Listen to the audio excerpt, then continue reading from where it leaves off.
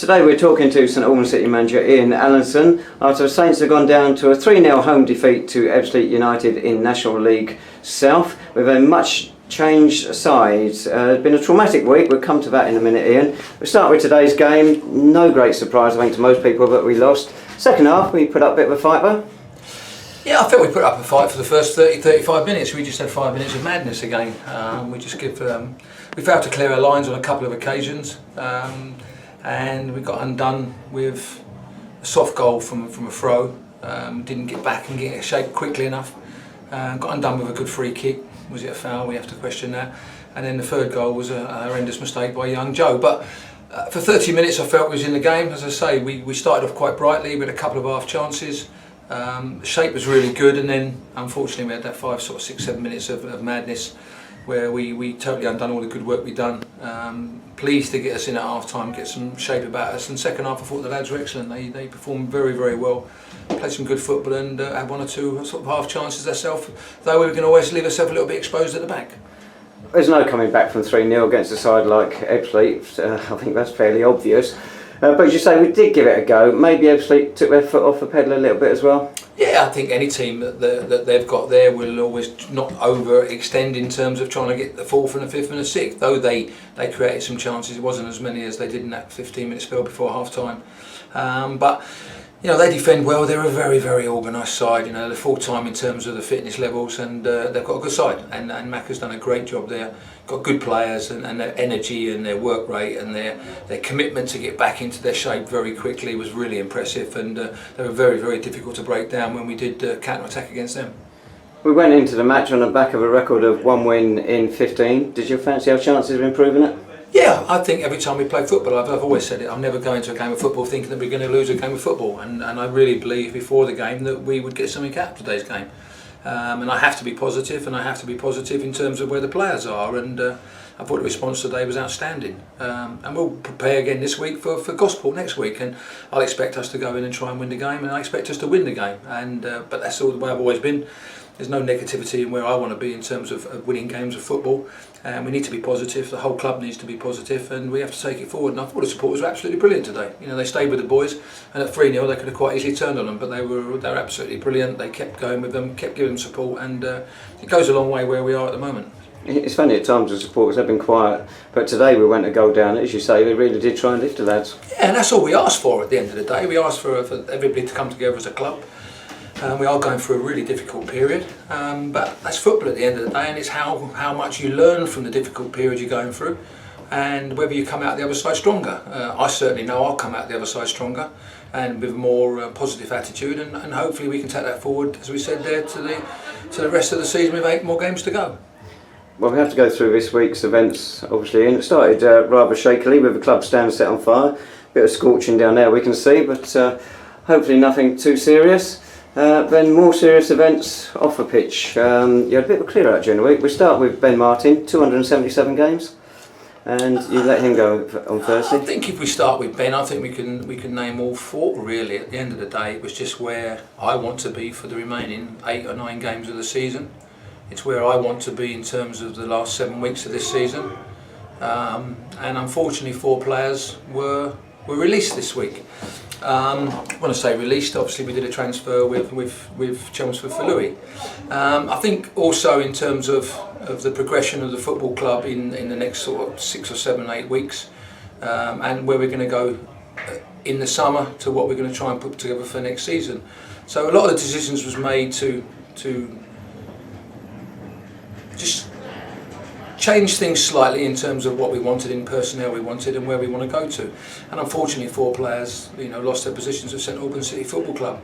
But as I said to the players before the game, you know, them 4 in terms of the decisions I had to make were tough. A couple of them with a really heavy heart, because I'd grown to respect the players that had done really well for us at the end of last season and the beginning of this season. But I think everybody would respect myself, the football club, is that we can't continue this run we're in at the moment without looking to try and improve it and trying to look for the future. And unfortunately I felt with Lee and Ben, they're not part of what I want to do in the long terms in the future. I felt Sam Corcoran was a mistake, which in hindsight I should never have brought him back. And Louis, as we've said all along, has scored 1 goal since the 26th of November. So in terms of the goal ratio, we wasn't getting a response for what I was looking for. We circulated him in terms of a loan period, but in the end we decided to do a transfer with Chelmsford, which works well for both parties and also works well for Louis. And hopefully he can go and progress his career from his future with Chelmsford, which is all part of what football's all about. Is that we mustn't stand in the way of some of these players. But some of the players in the change room know that 3 or 4 of them, if we could have made probably 8 changes this week, there might have been 8 changes, but unfortunately we can't change everybody because it would be wrong because of the amount of squad that we had to try and rebuild in terms of today. But it gives us a clear week now to maybe bring 1 or 2 players in that we feel are going to benefit us for the rest of this season and also for next season. You mentioned Louis, he's our top goal scorer this season, got a stack full before Christmas, ends the season with 19. Is it that he went off a boil or is it our supply to him changed? Well, you could question both ways at the end of the day, David, and only time will ever tell. Because we haven't scored goals, but Jamie Cureton come in and scored 5, and Charlie Walker's come in and scored 4. So it's very wrong to keep saying that it's because of supply. At the end of the day, you have to look at yourself as an individual and as a personnel. And I certainly went away last weekend and looked at myself in the mirror and thought, where can I improve? We had a response when I came in last year because this club was dead and buried. This club had 21 points from something like 28, 29 games. And the players responded. Perhaps the players got fed up with my voice. But as I say, we could have quite easily changed sort of 7 or 8 this week if we felt we were going to get an input and a change in personnel. Only time will tell if it's the right decision. It was a decision I had to make quite quickly because I didn't want to see the performances that we've been putting together for the last sort of 5 or 6 weeks stay at that level, and I felt today there was a big energy about us. But going back to your question, was you could blame me, you could blame the rest of the players, but at the end of the day the player has to take full responsibility if he's not scoring goals, and I really think that's a question that you should probably ask Louis rather than asking me, because I can only put him out there. He's had enough games to score goals, he's had enough opportunities, and unfortunately he hasn't taken the opportunities he's had, and that's nothing to do with the rest of the team. That's to do with us as a group of people and individuals. Sam Corcoran, you say you regret maybe bringing him back there. He never seemed fully fit when he came back, but presumably it wasn't because of his lack of fitness that you got rid of him. No, at the end of the day, Sam's a really good lad, and as I said before when I spoke to him on Tuesday, it was just the fact is that I felt maybe an extra body in midfield, but it just didn't work for us. Our personnel in terms of the bodies we had, we never could get a shape within a shape, and I felt we were playing a lot of players out of position in terms just to occupy 1 or 2 of the bodies, and as I say, it's not from a disrespectful that I regret bringing him back. It was the fact is I didn't think we really needed him. We've got Scotty Thomas, we've got David Noble, we brought young Nathan Kerr in from Stevenage, and obviously it just complicates in terms of having too many people in too many positions. And for me, Sam needs to go and play some games. He had an indifferent spell at Hemel Hempstead, probably lacked the match fitness that he probably needed to come straight into us. He picked 1 or 2 niggles up, as you say, but from the point is that I didn't feel we needed an extra midfield player going into the last sort of 7 or 8 games of the season, and as you've seen today, we've got Ben Hurd who can play in there as well. So I just felt it was just really one two body too many at this stage or that stage of the season. You talk about 3 of the players who have gone there, all former captains of a club. You also got rid of the current captain, Lee Chappell, on 199 games.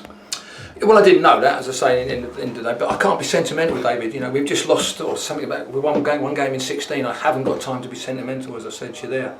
Lee's been a tremendous character at this football club. He's done a tremendous job, and as I said, it was with a heavy heart I had to make that decision. But we needed to make some decisions to try and make it a little bit brighter, a little bit sharper, and I felt today we've got that. And that's not against anything that Lee's done.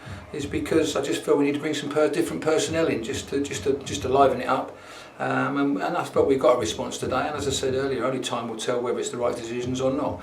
But I can't be sentimental if somebody's played 199 games or whatever. I mean, I got left out for a cup final when I scored in the semi-final. So, and when George Graham said to me, "Why have you been?" When I said to George Graham, "Why have I been left out?" He said, "Because he's the manager." So, there's no sentiment in football. It's about results at the end of the day, and we have to get some results as very quickly as possible. Some people have said to me, who looked at it, 4 very senior players gone and a couple of young players come into the squad. To them, that sounds like a budget cut. Any truth in that? I think that's absolutely disgraceful thing to come out and say. I think it's a poor question that you've asked me at this time. The owners have never ever put me under any pressure to cut the budget. We have increased the budget in certain areas because we brought extra physios in. We've brought players in from Ebbsfleet, we brought players in from Peterborough, and we brought players in from Stevenage. It certainly isn't a budget cut whatsoever, and at no stage this season, even last season, have I been asked by the owners to cut the budget. I've been put under no pressure whatsoever, and in fact in January we increased the budget because we wanted to try and kick on in the playoffs. So, you know, as I said to you, I think I know you're asking the questions, I think it's a disrespectful question because, you know, we shouldn't be talking things about cutting people's budgets because we haven't done that. It's a way forward for the football club in terms of the personnel that we want to bring in and the personnel we want at this football club for next season. We're talking of the youngsters. Lewis Freestone, you started him today. Difficult game to come into. He showed a few good things, but he got caught on a couple of others as well, but overall did well. Yeah, I mean, you know, you've got to look at the kid, he's 17 years of age, but we spoke to Barry Fry at Peterborough. He felt he was up to this level. He wants to get some games at this level in the boy. And the full first half he got a little bit caught out in areas because of probably not understanding in terms of what conference football are all about, and to be fair to Ebbsfleet, they caused us a few problems in the first half, putting balls in behind us, mainly down that left hand side, but we spoke to him at half time, and in the second half he did a fantastic job. And Jack Saville as well, you know, starts to get fitter now, and he looked a real beast in the second half. He had a good battle with Kedwell out there, but I thought young Lewis did a great job second half. You know, playing against Anthony Cook's never going to be easy, and he's had to have a little battle up against him. Cookie was trying to get in his head, but the kid's got to learn all that. As I say, he's 17 years of age. But you know, Peterborough think very, very highly of him, and we spoke at length about whether he was up to this.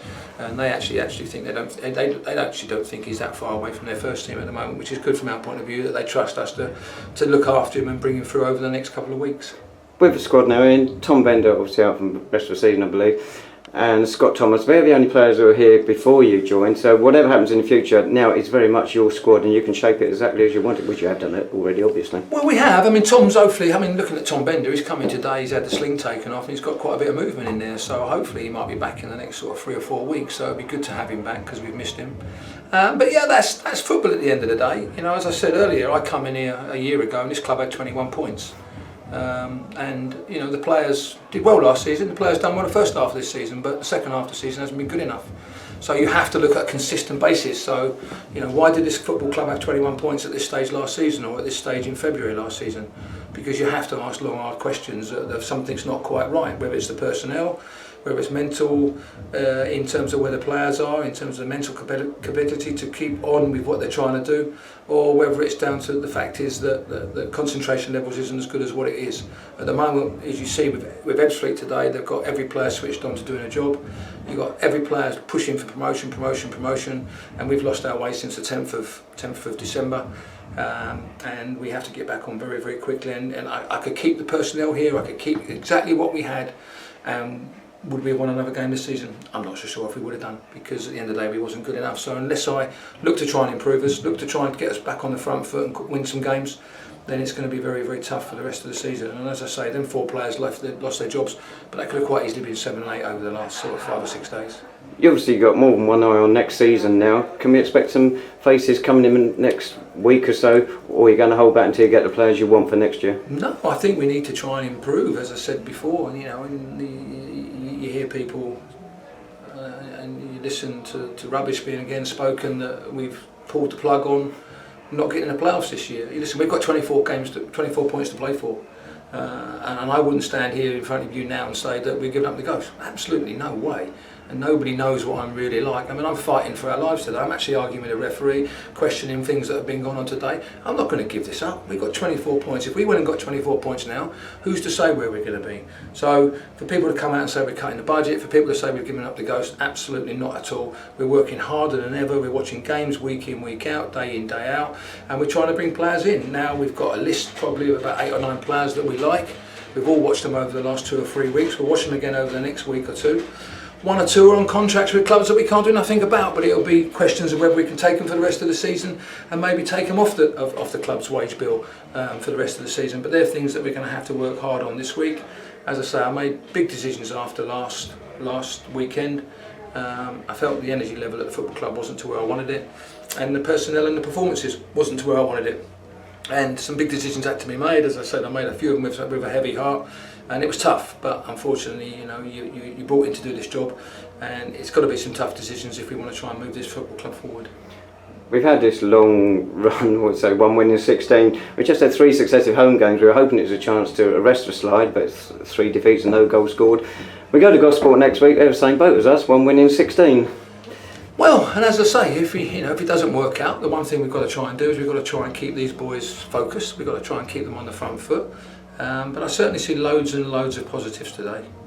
As I say, it was just a shame that we played Ebbsfleet today, because somebody not as good as Ebbsfleet might have been a little bit different. But unfortunately, you've got to take your medicine. We're taking our medicine. It's hard because, you know, as you say, you don't win games, you lose your confidence. But the players have to take a lot of respect from today, from their performance. We have to go and work hard with them again in training on Tuesday and Thursday. And hopefully we can go and change our season around next week at Gosport. Hopefully we might be able to bring 1 or 2 more, I'm not saying senior lads, I'm talking about 24s, 25s in, which might give us a little bit more experience in terms of players that have played at this level. But certainly we need to go and get some players with a good energy, and players that are comfortable on the ball, and we've got to go and make sure that we don't make the individual mistakes that we've made today, because we've made some horrendous mistakes today against the top side, and when you do that you get punished. Thanks very much, Ian, for very in-depth and honest answers. I'm sure it'll be much appreciated everywhere. So just a reminder then, Saints next in action next Saturday down at Privet Park. We're away to Gosport, National League South. Kick-off is at 3 p.m.